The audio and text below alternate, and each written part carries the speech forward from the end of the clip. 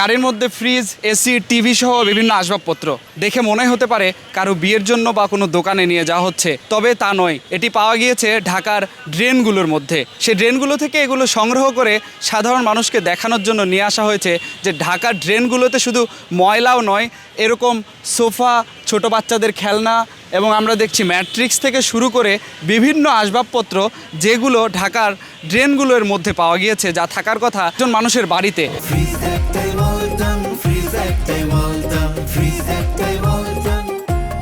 Dhaka city কর্পোরেশনের উদ্যোগে একটি শোভাযাত্রার বর্জ্য শোভাযাত্রার আয়োজন করেছে।